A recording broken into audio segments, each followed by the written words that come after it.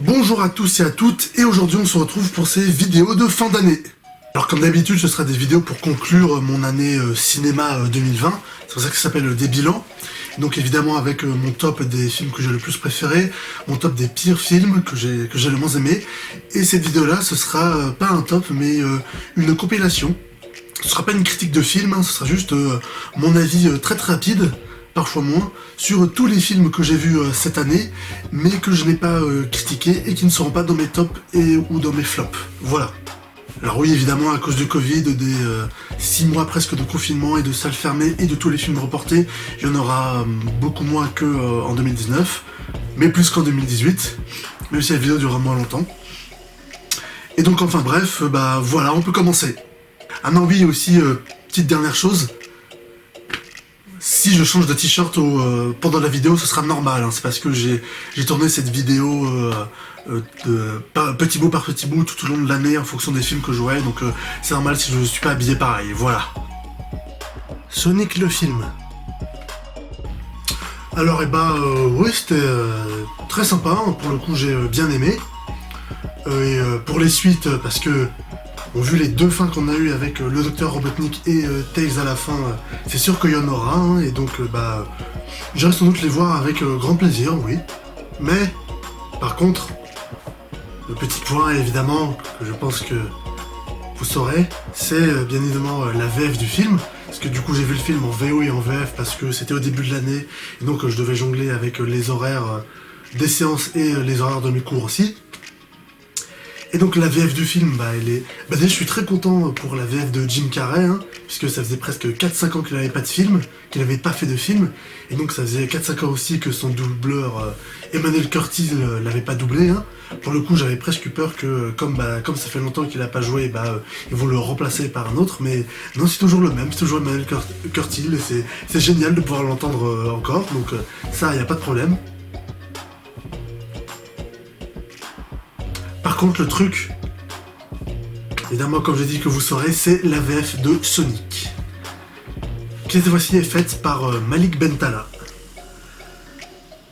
Bon, c'est pas horrible, hein, ça fait le café, mais il est où Alexandre Gillet? Je veux dire, c'est la voix attitrée de Sonic dans les films, dans les séries, dans les jeux vidéo depuis près de 20 ans. C'est ça le principe d'une voix attitrée en fait, c'est que justement c'est lui qui double Sonic, quel que soit le truc où il apparaît. Ça évite justement de faire des castings vocaux. On prend juste la voix qui le fait et puis voilà quoi. On gagne du temps ça, mais non. Je sais pas pourquoi ils ont fait ça, hein. Alexandre Gillet pourtant il est pas mort, hein. Il est toujours là, hein. Il a pas eu une extinction de voix et tout, en plus il a doublé Sonic dans le jeu Super Smash Bros Ultimate qui est sorti il y a 2-3 ans, il a doublé Sonic dedans, donc il va toujours très bien. Donc pourquoi ne pas simplement l'avoir pris? J'espère que pour la suite, parce qu'il y aura une suite, la suite de Sonic, ils prendront Alexandre Gillet pour Sonic. J'espère, s'il vous plaît. D'ailleurs j'irai voir le film en VF juste pour m'assurer de ça, parce que quand même quoi les gars, et en plus tout le monde s'en est rendu compte, hein, parce que oui, ils pensent quoi? Ils pensent qu'on regarde pas Sonic Boom ou ils pensent qu'on joue pas aux jeux vidéo? Les siffleurs. J'ai été un peu beaucoup déçu quand même, hein. Mais pour un film qui s'appelle Les Siffleurs, on les entend pas siffler beaucoup, hein. Les traducteurs. Bon film, film de thriller, d'enquête, d'énigmes, très intéressant, qui était plutôt bon, oui, c'était très bien, j'ai beaucoup aimé. Jojo Rabbit. C'était pas terrible, hein. C'était censé être une comédie, j'ai pas ri beaucoup, j'ai pas trouvé ça très drôle, hein. Par contre, l'acteur principal qui joue le rôle de Jojo, il est très bien, il joue très bien, mais sinon tout le reste du film, c'était vraiment pas terrible, hein. Je me suis beaucoup ennuyé et je suis parti à 20-30 minutes de la fin, parce que je m'ennuyais beaucoup, quoi, donc voilà, quoi. Les filles du Docteur Marsh. Non, et puis les filles du Docteur Marsh, c'était vraiment pas terrible, hein. C'était vraiment bof. Bad Boys for Life. C'était plutôt bien quand même, assez bien, j'ai bien aimé, c'était un bon film d'action avec une relativement bonne histoire, mais des bonnes séquences d'action, Non, c'était vraiment un bon film d'action, hein. Et donc voilà, pour l'instant, sur les 3 Bad Boys, mon préféré, ça reste le 2, hein, parce que bon, bah voilà, c'est Michael Bay, hein, c'est quand même dur de passer après lui, hein. Mais donc voilà, c'était bien Bad Boys for Life, voilà. Les Enfants du Temps. Et là, Les Enfants du Temps, c'était quand même plutôt très bien, c'était vraiment bien, hein. L'image est vraiment sublime, les images sont très belles, l'histoire est très belle aussi, la musique est très bien, c'était vraiment un très bon film, que j'ai plutôt bien aimé, ouais. Une belle équipe. Cette personne qui avait aussi réalisé La Vache, et l'année dernière aussi, Jusqu'ici tout va bien, que j'avais vu et qui était bien, que j'ai plutôt bien apprécié. Et Une belle équipe, cette année, bah... c'était pas terrible, hein. J'ai pas trouvé ça particulièrement intéressant, hein, et je pense quand même qu'il peut faire mieux, hein. Non, tu peux faire mieux, tu peux faire mieux. Le Prince oublié. Si je suis allé voir le film, c'est surtout pour la technique, hein, enfin les images, le visuel, parce que l'histoire c'est quand même assez basique. Mais sinon pour les visuels, le visuel de ce monde imaginaire, ce décor de cinéma et tout, avec les costumes, les effets spéciaux, c'est vraiment très très bien fait. C'est vrai que là pour le coup c'est très joli, très bien. Après l'histoire, bah comme je pensais, elle est assez basique, hein, mais je pensais que avec toute cette histoire de monde imaginaire, ce serait ça rendrait ça un peu plus original, mais au final pas vraiment, quoi, voire même pas du tout en fait, hein. Mais sinon à part ça, c'était assez bof, quoi, voilà. The Gentleman. C'était sympa toute cette histoire de trafic de drogue et tout. Après, je me souviens plus très bien de l'histoire, hein. Je l'ai vu qu'une seule fois, au tout début de l'année, en février. Si, ça restait quand même plutôt bien, j'ai trouvé ça assez divertissant, hein, même si, comparé à Sherlock Holmes ou au Roi Arthur, bah, voilà quoi, il n'y a pas photo, hein, mais ça restait sympathique, quoi, voilà. Underwater. Et le film était cool, sympa, hein, au niveau horreur, aventure, tout ça, c'est correct, mais c'était moyen, mais ça passe, quoi, voilà. Nightmare Island. Film d'horreur pour ados. Voilà. Ça ne fait pas peur, il n'y a pas de tension, il y a des semi-personnages, mais il n'y a pas d'idée non plus, visuelle non plus, il y a beaucoup d'incohérences, beaucoup trop, et aussi c'est vraiment ultra téléphoné, donc non, j'ai pas vraiment aimé, mais pas au point de le mettre dans mon top des pires films de l'année, quoi, voilà. Un divan à Tunis. Film que je suis allé voir, dont j'ai entendu par hasard, et que je suis allé voir un peu par hasard, hein, dont j'attendais pas grand chose, mais qui au final était vraiment bien, c'est même vraiment très bien, parce que c'était plutôt sympathique et que j'ai beaucoup apprécié. Qu'un sang impur. Alors je sais pas, c'est peut-être parce que le film est nul ou parce qu'il est bien. Le film est très bien, je l'ai beaucoup aimé, hein, l'histoire de ces gens qui doivent aller chercher un général pendant la guerre d'Algérie, c'est très bien fait, la tension, le suspense, les personnages et tout, c'est très bien dans le film. J'ai vraiment beaucoup aimé, hein. Ce qui m'a beaucoup plus choqué, c'est que le film a bidé. Mais le film a vraiment bidé, mais genre, il a fait genre 26 000 entrées, je crois, genre, en France, il est sorti au début d'année, mais genre, il a fait moins de 30 000 entrées, genre, j'arrive pas à y croire, Enfin, je ne savais pas ce que ce film genre marche aussi peu, soit autant un bide, c'est d'autant plus parce que je le trouvais vraiment bon, mais waouh. Manhattan Lockdown. C'était cool, c'était bien, j'ai beaucoup aimé. Enfin, oui, j'ai bien aimé, c'était cool quoi, mais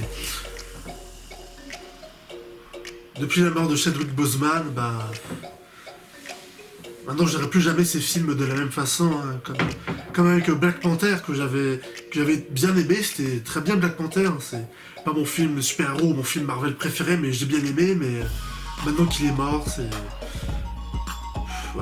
je sais pas, c'est vraiment trop triste, mais maintenant je verrai plus jamais ces films de la même façon, quoi. C'est vraiment trop triste. La Voix de la Justice. Et qui était vraiment excellent, très bien, vraiment bon film, j'ai beaucoup aimé, et j'ai presque failli pleurer à la fin.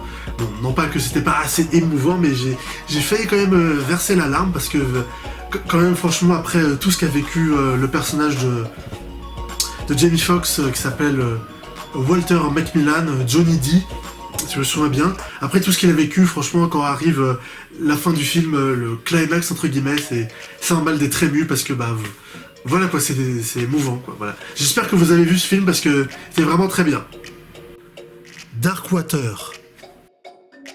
Après ce film, vous ne regarderez plus jamais votre poil de la même façon.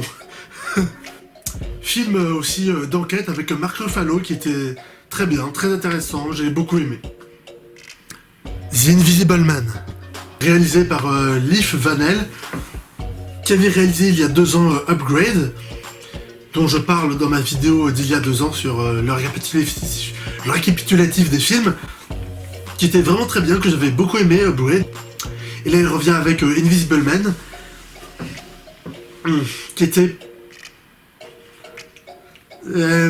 moyen quoi. Autant il y a de très bons trucs à niveau tension, horreur, avec l'invisibilité du gars et tout, il y a vraiment de très bonnes scènes dans le film. David Moss aussi joue très très bien. Autant après je trouve que c'est pas assez abouti quoi. Il aurait pu avoir un peu plus de trucs, le film aurait dû durer plus longtemps, mais tout ce truc de tension, de l'invisibilité, ça aurait pu être... il aurait pu y avoir plus de choses, ça aurait pu être poussé un peu plus loin. Et la fin du film est quand même assez bizarre, je trouve quand même assez bizarre parce que j'ai pas tout compris, parce que avec l'histoire où, désolé spoiler un peu, mais où on se rend compte que le mec dans le costume d'invisibilité, en fait c'était son patron et qu'en fait son ancien mari qui avait fait semblant de s'être suicidé, en fait il était encore vivant, mais qui l'abattait quand même, et j'ai pas très bien compris tout ça, et toute la fin aussi où elle le tue à la fin finalement, avec l'autre costume, mais au final un peu déçu, ça aurait pu être un peu plus abouti. Une sirène à Paris, réalisé par Mathias Malzieu, qui avait réalisé il y a 6 ans, je crois, en 2014, l'excellent film d'animation Jack et la mécanique du cœur, voilà. Désolé, ça m'a pris du temps à le retrouver. Que j'ai là en DVD, hein. Un excellent film d'animation que j'aime beaucoup. Et donc là, il revient avec un film en live, quoi, avec des vrais acteurs. Et avec en plus, dedans dans ce film, il y a des extraits de Jack et la mécanique du cœur, hein, j'ai reconnu. Et ce film, Une sirène à Paris, c'était vraiment pas terrible. Hein. L'histoire est intéressante, les chansons sont plutôt cool, mais l'esthétique est assez sympa, mais c'est vraiment bof, hein, Une sirène à Paris. Hein. Surtout la fin du film qui est vraiment super longue, hein, il nous a fait une Seigneur des Anneaux quoi, hein, parce que à la fin du film tu crois que, enfin je vous dis pas à quel moment, mais si vous l'avez vu, ou si vous l'avez pas vu, mais à la fin du film on a une scène et tu crois que c'est la fin, puis en fait non, ça continue, on a une autre scène et tu crois que c'est la fin, puis non, ça continue, t'as encore une autre scène, tu crois que c'est la fin et non, ça continue, et comme ça pendant plusieurs scènes avant que ce soit vraiment la fin, et quand ce moment là est arrivé, là j'étais vraiment genre c'est long un peu quand même, mais voilà quoi, non, au final, j'étais très déçu par Une sirène à Paris, mais regardez Jack et la mécanique du cœur si vous l'avez ou si vous le trouvez, c'était vraiment très bien. Radioactive. Film qui était assez bien pour découvrir le personnage de Marie Curie, très intéressant visuellement aussi, autour du personnage aussi, très bien. Très bien joué par Rosamund Pike, mais non, si c'était cool, voilà quoi, mais... Pardon, mais sans plus quoi. De Gaulle. C'était sympa. Lambert Wilson, il joue très bien, mais je trouve qu'il n'est pas très ressemblant à De Gaulle, hein, quand même. Sauf quand il se tient de profil.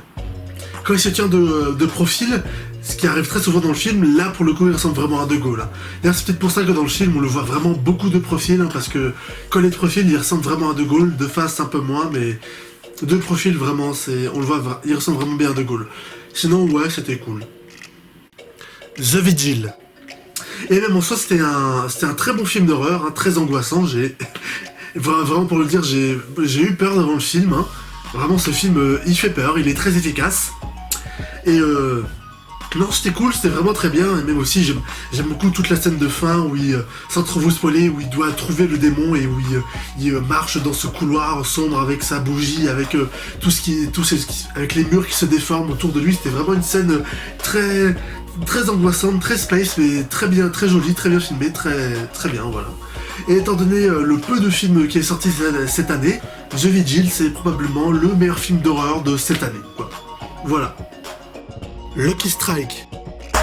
un film de gangster, non pas forcément de gangster, mais juste un thriller coréen qui était vraiment vachement bien. Divorce Club.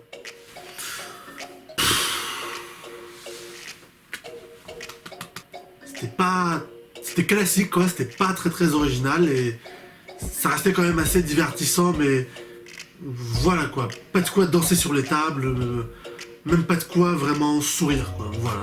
Greenland, qui était vraiment pas mal, vraiment bien.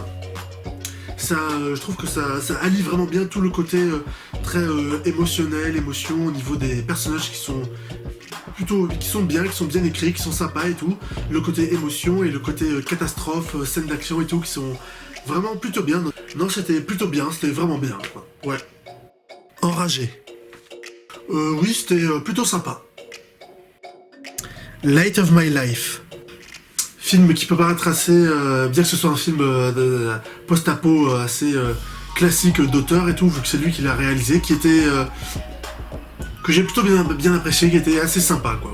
Sauf pour la scène du début, tout le moment où il raconte l'histoire à sa fille dans la tente, qui est long quand même quoi. Ça dure bien 10 minutes. 10 minutes en plus de plan fixe comme ça sur eux dans la tente en train de lui raconter une histoire, c'était très long quand même quoi, donc mais à part ça le film reste quand même assez sympatoche. Ip Man 4, film chinois ou hongkongais je sais plus, d'arts martiaux avec Ip Man et c'était vraiment super bien, c'était vraiment génial, les personnages sont très bien, l'histoire elle est très bien, évidemment les combats au kung-fu et tout sont vraiment super bien chorégraphiés, super bien filmés, c'était vraiment trop bien et j'avais jamais vu aucun des Ip Man, ils avaient jamais été distribués en France, celui-là c'est le seul et c'est le dernier, mais justement à la fin ils mettent des extraits de combats des 3 premiers films et ils ont quand même sacrément de la gueule, ça a l'air super bien, donc juste ça m'a donné envie d'aller voir les 3 autres. Les Nouveaux Mutants. Et bah... on l'a attendu longtemps ce film, hein, qui devait sortir il y a 2-3 ans après Logan. Et le film était...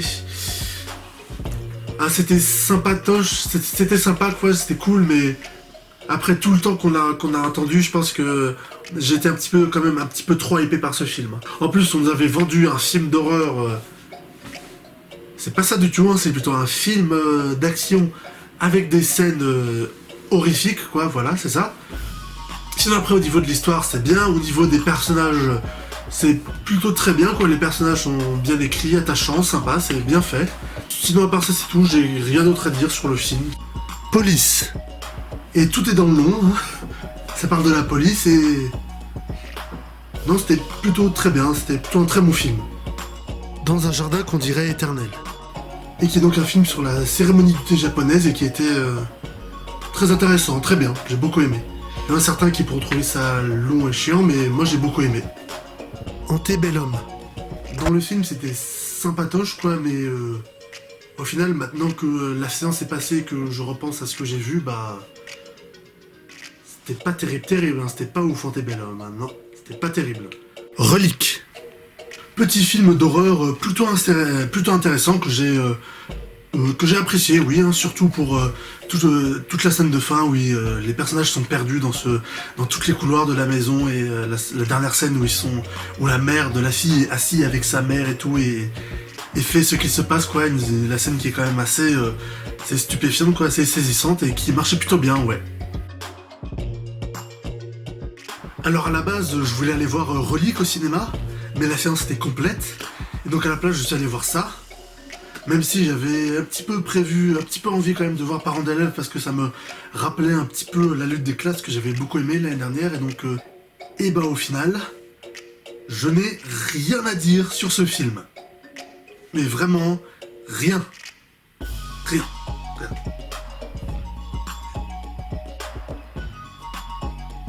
Lupin 3 The First. Et bah ouais, c'était super génial. C'est un film d'animation japonais, mais en 3D. Donc avec tout le style d'animation, le visage super expressif des personnages d'animation, les blagues et tout, mais avec de l'animation 3D super lisse, super propre et super bien faite. Et le film était vraiment super bien. C'était vraiment pas habituel de voir quand même un film japonais, enfin, avec tout le style et les codes des animés japonais, mais en 3D quoi. Et donc oui, c'était vraiment très bien. Petit vampire.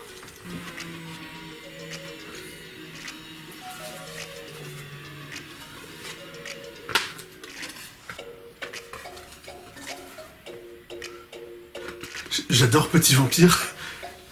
J'ai ces BD depuis que je suis tout petit, j'adore toutes les histoires de Petit Vampire. J'adore Petit Vampire, et en plus là le film d'animation il est fait par Johan Sfar, celui qui a fait justement les livres et le film d'animation était trop bien. Le film d'animation était trop bien, j'ai trop aimé. Et voilà, c'est la fin de cette vidéo. Il y aura peut-être quelques films que vous m'aurez pas entendu critiquer ici, comme Adieu les cons ou Miss. Mais c'est simplement parce que, comme je l'avais dit dans ma dernière critique hors série, je n'ai pas eu le temps de les voir avant que... parce que les salles ont été refermées, ont été reconfinées. Donc je ne pourrai voir ces films que l'année prochaine. Et donc ce sera dans la vidéo de l'année prochaine, quoi. Voilà, tout simplement. Donc merci d'avoir suivi cette vidéo, n'hésitez pas à mettre un pouce vert si ça vous a plu, et à me dire dans les commentaires ce que vous avez pensé de ma vidéo et des films si vous les avez vus. Partagez cette vidéo sur les réseaux sociaux, et abonnez-vous à ma chaîne YouTube pour ne rien manquer de mes prochaines vidéos. Salut!